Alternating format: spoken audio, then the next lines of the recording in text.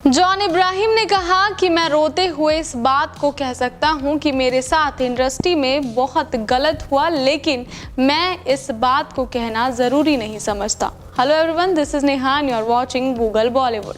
आपको बता दें कि बॉलीवुड में सुशांत सिंह राजपूत की मौत के बाद से ही इनसाइडर्स और आउटसाइडर्स की एक तीखी बहस छिड़ गई है और सभी नेपोटिज्म के ऊपर भी खुलकर बोल रहे हैं। इस बात पर कंगना ने भी अपनी प्रतिक्रिया दिखाई थी, लेकिन जॉन इब्राहिम के इस पर कुछ अलग ही राय है। आपको बता दें कि जॉन इब्राहिम ने आखिरकार क्या कहा। जॉन इब्राहिम उन चुनिंदा सितारों में से एक है जिन्होंने बॉलीवुड में अपनी अलग ही पहचान बनाई है। हालांकि आपको बता दें कि जॉन इब्राहिम का कोई भी लिंक बॉलीवुड से नहीं है। जी हाँ, हम कह सकते हैं कि वो एक आउटसाइडर्स है और उन्होंने खुद ही अपने लिंक जो है बॉलीवुड में बनाए और खुद ही अपनी मेहनत से इतने आगे पहुंचे हैं। आपको बता दें कि जॉन इब्राहिम ने एक इंटरव्यू के दौरान इस बात का खुलासा किया है कि मैं किसी भी टैग को लेकर नहीं चलता। उन्होंने ये भी कहा कि कोई इनसाइडर हो या आउटसाइडर, हर किसी को अपनी लड़ाई खुद ही लड़नी पड़ती है और किसी ना किसी को खुद को कभी ना कभी तो प्रूफ करना ही होता है।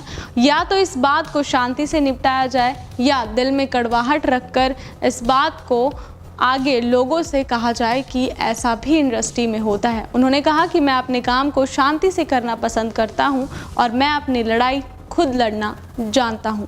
जी हाँ, उन्होंने किसी को इसका दोष नहीं दिया है। उन्होंने आउटसाइडर और इनसाइडर्स की लड़ाई को ज़्यादा ना बढ़ाते हुए और उन्होंने कहा कि मुझे पता है कि मैंने अपनी लाइफ में क्या क्या अचीव किया है, कैसे किया है, और इस बात का मैं कोई भी प्रूफ नहीं देना चाहता।